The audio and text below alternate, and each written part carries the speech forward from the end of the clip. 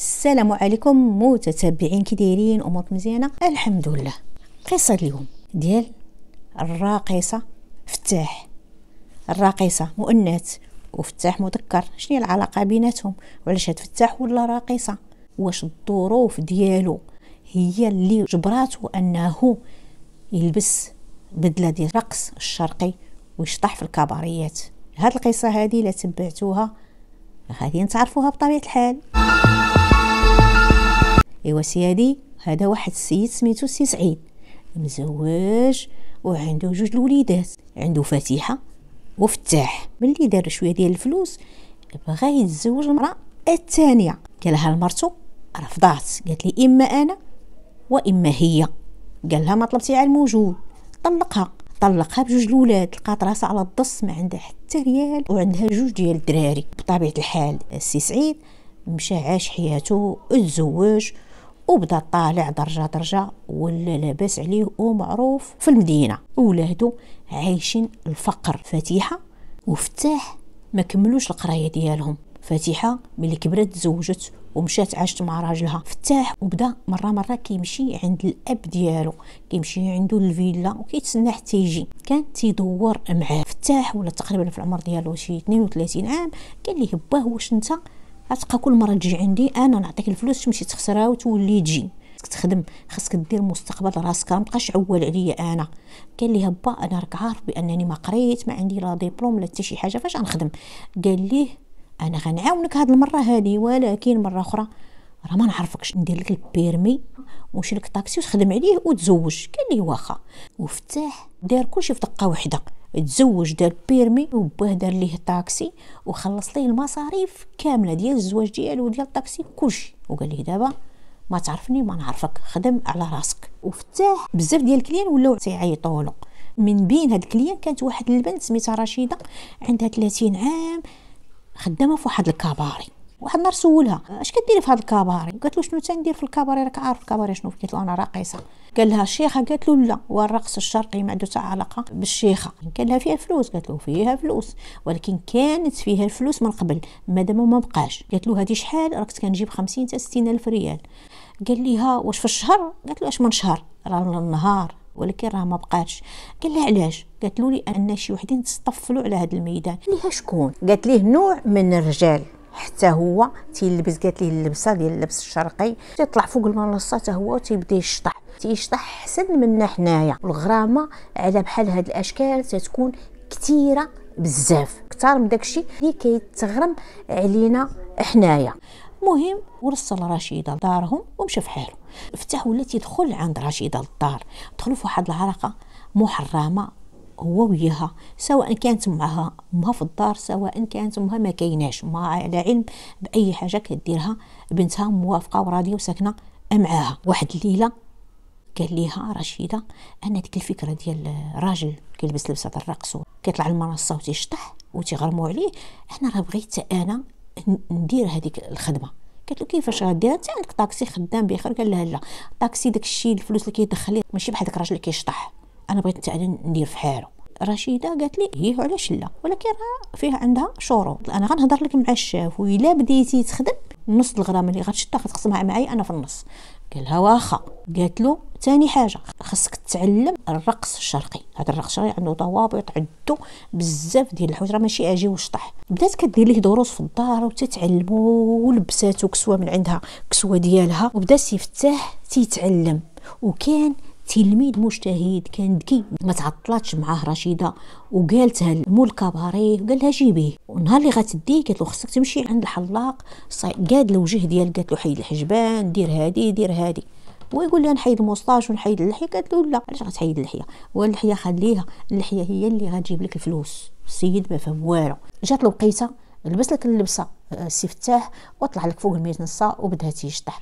هادوك الناس اللي كاينه تما او الزبائن ديال داك الكباري تهاتفوا عليه وبداو كيرششوا بالفلوس. فتاح هو تيشطح وعينو على هذيك الفلوس، شحال غادي تجيه في حقه. ملي سالا خدا النص ديال ديك الغرامه، رشيده بحال جاتها شويه الغيره، هي تقول ليه انا حياتي كلها وانا تنشطح هنايا، عمر هادوك الزبائن ديال الكباري ما غرموا عليا بحال هاد الغرامه هادي. المهم قسم معاها هو ديك الفلوس اللي جاتها في حقها ومشى معاها للدار بات معاها. ايوا واحد النهار عيط ليه باه قال لي شوف فتاح، انا الطوموبيله ديالي تخسرت، خاصك تجي تديني غدا في الصباح الخدمه. ملي سالا فتاح هذاك الحصه ديالو ديال الشطيح في الكباري، بدل حوايجو وهز رشيده وقال لها شوفي انا راه غندوز عند با نهزو نديه الخدمه، راه طوموبيلته تخسرات وعاد نديك الدار. قال له ماشي مشكل يلاه حتى دابا راه باقي الحال. هو في الطريق قالت له ما عمرك ما عاودتي لي على با. قال لها با راه سميتو سي سعيد وراه عنده شركه وعنده الفيلا ديالو، وبا راه تزوج وطلق تما مرا ما كتبقى معاه، كيتزوج ولكن ما عمره ما ولد مع شي وحده، وبا راه راجل كبير، راه تقريبا في العمر ديالو شي 70 عام. ملي شافتو رشيده عجبها. 70 عام ما بيناش على باه، كيبان بحال شي راجل عنده شي 50 عام. طلع الراجل قال ليه فتاح با هادي راه كليانه ديالي غنوصلها. قال ليه عادي. رشيده كتبت رقم التليفون عطاتو لبات فتاح بلا ما يشوفها. نزل بات فتاح مشى لخدمته ووصلها للدار ديالها ومشى في حاله. داز شي 2 سوايع. سي سعيد عيط لرشيده قالت له شكون معايا؟ قال لها ما عرفتينيش؟ ورا انا هو بات فتاح. قالت له مرحبا لاباس عليك كي داير؟ المهم قال لها بغيت نشوفك. قالت له اسمح لي انا الليل كله وانا خدامه راه ما يمكنليش نخرج. قالت له خلي حتى العشيه. دارت معاه الساعه وفين غادي نتلاقاو، وتلاقات مع بات فتاح ويسولها فاش خدامه. انا راقصه في كباري. قال لها اذا هاد الليله هادي بلا ما تمشي تخدمي في كباري تمشي معايا انا، وهذاك الشيء اللي كتشديه في الليله نعطيه ليك قصري معايا. هنا رشيده قالت له اسمح لي السي دريس انا ما كنمشي مع حتى شي واحد، انا خدامه في كباري وكنشطح وتنشد الفلوس، ولكن باش نمشي مع شي واحد انا ما تنديرش الحرام. لا بغيتيني في الحلال تبارك الله، شي حاجه اخرى انا هكا دايره. دا السيمانه عيط لها سي سعيد قال لها رشيده انا بغيت نتزوج بيك. رشيده فرحت، الراجل لاباس عليه، عنده شركه ديالو، عنده فيلا، ما خاصو حتى شي خير. هي عيات بالخدمه في الكباري، بغات تستقر، بغات دير الدويره ديالها وتعيش بسلام. المهم رشيده تزوجت بالحاج سعيد، تزوجت به وفتاح ما على بالو حتى شي حاجه. فتاح لاحظ باللي رشيده مابقاش كتجي الكباري، كيصوني عليها تلقى التليفون ديالها طافي ولا ما كيصوني وما تتجاوبوش. داز تقريبا شي شهرين. سي سعيد عيط لفتاح قال لي راه عندي لي واحد الصخره غتهزها وغتديها للدار. قال ليه واخا. مشى فتاح الصخره وداها الفيلا. دخل لقى رشيده. لا شنو كديري هنايا؟ قالت له انا تزوجت بباك. قال لها كيفاش؟ يدخل باه. قال لي راه مراتي راني تزوجت بها. قال لهم مبروك وخرج ركب في الطاكسي وهو طالع له الدم والعافيه شاعله فيه. كيفاش رشيده قدرات انها تزوج بباه؟ عيط ليها قال لها غادي تفارقي مع الاب ديالي ولا غنمشي عنده نقول له بلي كنتي راقصه. قالت له راه في راسو، انا راه عاودت بلي كنت خدامه في كباري كنشطح. قال لها با ما غتصوري منه حتى شي حاجه، با راه عاقل ما تيولدش. قالت ليه ليكن في علمك انا راني حامله. هنا فتاح سكت واحد اللحظه هو يجاوبها. قال لها هذاك اللي فكرتي غادي تطيحيه ولا غنصيفط للبا شي تصاور نشاركهم انا وياك، تصاور خايبين. قالت له شوف جري طوالك ودير اللي بغيتي، انا حامله من باك وانا ما عمري نتفارق معاه. وهي تصيفط له واحد الفيديو فيه فتاح لابس اللبسه ديال الرقص الشرقي، وجهه مكشوف باين شكون هو، جالس كيشطح والناس كيرشرشوا عليه الفلوس. سيد صدم قابوش بي. هو يقول لي ها شوفي اختي رشيده بصحتك با ومبروك عليك الحموليه. وديمار الطاكسي ومشى. فين مشى؟ مشى عند اختو. ايوا سيادي مشى عند اختو وقال لها فاتحه با راه تزوج ومراته راه حامله، وداك الورث اللي كنا غنقسموه انا وياك راه ولا غيتقسم على 3. قالت له فاتحه شوف انا ماشي شغلي، انا با نسيتو، انا با ما عمري ما حطيته في الدماغ ديالو، يا عندو يا ما عندوش، ما طمعناش فيه، انا با حاسبه ميت. شتي با انا الله يعطيه. قالت ليه الموت. دازت تقريبا على هاد الشيء هذا شي سيمانه. واحد النهار كانت رشيده في الدار في البيت ديالها الفوق، وكان العساس في الجرده والخدامه كانت في الكوزينه. هاد الخدامه هذه سمعت شي حاجه ثقيله طاحت في الارض، طلعت الكوزينه عندهم في لاكاب، طلعت كتعيط للعساس قالت له راه شي حاجه طاحت. مشات يقلب يشوف شنو هادشي اللي طاح، يلقى رشيده طايحه على راسها كل هاد مايات. هز التليفون عيط الموظر اللي جا وعيط للبوليس، وجاو صحاب الاختصاص ديال مسرح الجريمه، هزو هذيك رشيده داوها للطب الشرعي، عرفوا هاد السيده واش انتحرات ولا زلقت طاحت ولا اشنو وقع ليها. وبداو التحقيق والبحث مع الخدامه ومع الساس ومع سي سعيد اللي قال لهم باللي الوقيته فاش طاحت رشيده انا كنت في الخدمه. وهذا الشيء اكدوه الناس اللي خدامين عنده. كيجي عندكم شي حد؟ شكون اللي كيجي عندهم؟ قالوا ما كيجي عندنا حتى شي حد.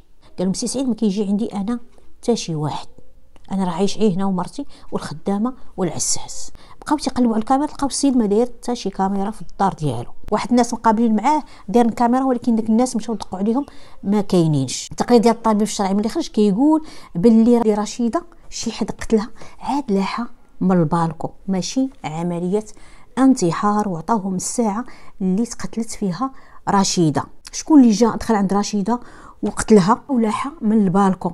لحسن الحظ الناس ديال ديك الفيلا جاو وقدروا ان البوليس ياخذوا منهم هذاك التسجيل ديال الكاميرا. شافوا باللي شي راجل نقز السور ديال الفيلا ودخل. عيطوا للسي سعيد قالوا له واش كتعرف هذا الراجل اللي نقز السور ودخل عندك؟ قال لهم ايه كنعرفه، هذا راه ولدي فتاح. ولكن قال لهم فتاح علاش غينقز السور؟ علاش ما دخلش من الباب؟ قال ليه ولدك اش كيدير؟ قال له شيفور ديال الطاكسي. عطينا النمره ديالو، عيطوا له جابوه جا عندهم. قالوا له اخر مره جيتي عند با؟ قال لهم نهار اللي سخرني، هذيك اخر مره مشيت. ما مشيتيش كاع مورا؟ قال لهم لا عمري ما مشيت، انا كنمشي للدار غير من كيعيط لي با عاد كنمشي. هما يوريوه الدليل اللي عندهم. ملي فتاح شاف الفيديو تصدم، عرف راسو صافي راه حصل. وهو يبدا يعاود قال لهم انا ملي عرفت مرات با رشيده اللي كانت راقصه في الكباري وكانت عندي معها علاقه الزوجات بالاب ديالي ما عجبنيش الحال، لان ما قالتهاش ليا. واكثر من اللي قالت لي انا راه حامله صافي. قال لهم انا داك الورث اللي كنت نقسمو انا واختي صدقه تقسم على 3، قررت انني خصني نصفيها ليها ونحيدها من الطريق ديالي. مشيت للدار مع شي 12:30، لقيت العساس ما كاينش في الباب. نقصت الصور لا باش تشوفني لا الخدامه ولا العساس. انا الدار كنعرفها مزيان وتنعرف البيبان ديالها فين كاينين. دخلت وطلعت مباشره عند رشيده الفول، لقيتها جالسه كتفرج. هجمت عليها وقجيتها حتى صافي خرجت الروح ديالها وشديتها قال لهم ولحتها من البالكو وخرجت من الفيلا بلا ما يشوفني حتى شي واحد. كان هذا هو الاعتراف ديال فتاح من الاول حتى الاخر، وحكموا عليه فتاح بالمؤبد. وكما تيقول المثل كبير الكرش اما كيديها كامله وفي اغلب الاوقات تيخليها كامله. فتاح كان طامع في الورث ديال باه اللي تزوج مع شحال من مره ما عمره ما ولد. قال مع راسو من اللي غيموت الاب ديالي الورث ديالو غنقسمو انا واختي. ولكن ملي غدراتو رشيده وتزوجات بباه وعرف باللي هي حامله بغى يتخلص منها، تخلص منها وقتلها. وقال مع راسو راني درت واحد الجريمه، راه حتى واحد ما غادي يعيق بيا. غيقولوا بان رشيده انتحرات، ولكن الطب الشرعي كانت عنده كلمه الفصل وبين باللي الموت ديال رشيده ما كانش انتحار ولكن كانت جريمه قتل. هذه هي قصه ديالنا ديال اليوم. خليو لي التعليقات ديالكم والاراء ديالكم، والسلام عليكم. تلاقاو في شي فيديو اخر ان شاء الله.